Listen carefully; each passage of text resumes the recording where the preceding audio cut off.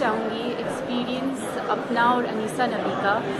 جو ہم نے United nations human rights council کے 16 سیشن جنیوا میں اس دفعہ ایکسپیرینس کیا۔ تھرو آؤٹ جب سے ہم نے اسٹارٹ کیا یہ سفر، تو اس میں انیسہ شروع سے ہی بہت ایکسائٹیڈ تھی، اس سینس میں کہ شاید یہ کوئی ایسا پلیٹ فارم ہوگا یا شاید یہ کوئی ایسی پلیس ہے جہاں پہ جاتے ہی اس کے فادر کا، اس کی مدر کا کچھ نہ کچھ ایٹ لیسٹ پتہ چلے گا فادر کا، یا اگر مدر کے ساتھ جو ہوا ہے اس کے لیے entire sophisticated nations, human rights defenders اور جتنے بھی ایکٹیوسٹ ہیں ان کا کیا رسپانس ہوگا۔ سو یہ جرنی ایک ہوپ کے ساتھ سٹارٹ ہوئی تھی کہ ہم نے اس سیشن کے اینڈ میں یہ کنکلوڈ کرنا ہے کہ ہماری ساری ایفرٹس جو ہم نے سری نگر سے سٹارٹ کی اور اس کو ایل او سی سے ادھر آئے اور پھر وہاں سے لے کے United nations human rights council تک لے کے آئے، تو یہ ہماری ایک طرح کی پوری موومنٹ جو ہے وہ سکسیزفل ہوئی کہ نہیں ہوئی۔ ایٹ دا اینڈ اب جب ہم واپس جا رہے ہیں، میں اور انیسہ واپس اپنے ملک، تو میں یہ کہنا چاہوں گی کہ وہ جو ایکسپیکٹیشنس لے کے ہم یہاں آئے تھے کہ کیا ہمارے ساتھ ہوگا یہ ایکسپوز کرنے کے بعد، کیونکہ یہ ایک ایسی بات تھی جو ہر دل رکھنے والے، ہر فیلنگز رکھنے والے لوگوں کو ایک ہارٹ رینچنگ ٹائپ کی فیلنگ آئے گی کہ اس کے بعد پوری دنیا جو بھی ہیومن رائٹس کو پہ یقین رکھتی ہے وہ اٹھ کھڑی ہوگی کہ ایٹ لیسٹ یہ ایک انیسہ کی کہانی نہیں، اس کے پیچھے نہ صرف کشمیر میں، پیلسٹائن میں، ویسٹرن سہارا سے لے کے دنیا کے جہاں جہاں بھی اس طرح کی ہیومن رائٹس وائلیشنز ہوتی ہوں گی، ان ساروں کے لیے انیسہ ایک اسٹیپنگ سٹون بنے گی۔ تو ایٹ دا اینڈ ہم نے دیکھنا ہے کہ کیا انیسہ اسٹیپنگ سٹون بنی، اس کا ہم اس سے کنیکشن جوڑ سکتے ہیں کہ ہم working group on disappearances کے ساتھ ایک میٹنگ میں ملے، جس میں ہم نے انیسہ کی ساری جو سٹوری ہے، not story but it's a real, آپ اس کو کہہ سکتے ہیں کہ سوان عمری ہے یہ، کہ جو بھی اس کے ساتھ ہوا اس کا کیا رسپانس انہوں نے دیا۔ تو ٹھیک 3 دن کے بعد ورکنگ گروپ کی میٹنگ کے بعد ہمیں یہ بات پتہ چلی کہ انیسہ نبی کے فادر کی جو ڈس اپیرنسز کا جو کیس تھا وہ ورکنگ گروپ کے پاس فائل ہو کے آیا ہوا ہے، اور آج ہم یہ کہہ سکتے ہیں کہ اگر ایک اس کیس کی وجہ سے ہم اس کنکلوژن پہ پہنچ گئے ہیں کہ ورکنگ گروپ میں ہم اس قابل ہو گئے ہیں کہ ورکنگ گروپ کے پورے سسٹم میں ہم نے ایک نام ڈھونڈ نکالا ہے، اور اس سے ایک پورے کے پورے ہماری موومنٹ، ہماری پورے کی پوری جو ایفرٹس ہم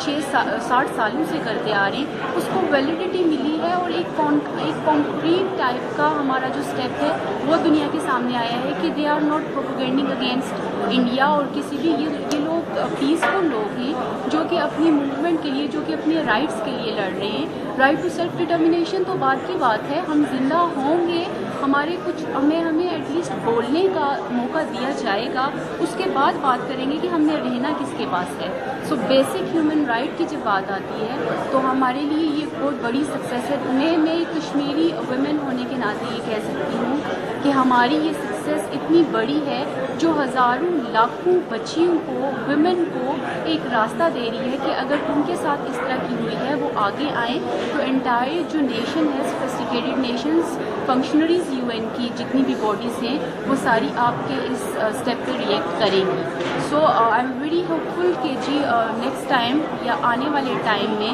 بہتری سے بہتری ہوگی، انیسہ نبی جیسے بہت ساری لڑکیاں اور آگے آئیں گی، اور اس کشمیر کے جو ہیومن رائٹس وائلیشنز ہوتی آ رہی ہیں ہمیشہ سے، وہ نہ صرف ایک کہانی بنے گی بلکہ ایک حقیقت کا رنگ بھی دیں گی۔ Thank you very much. آگے انیسہ، آپ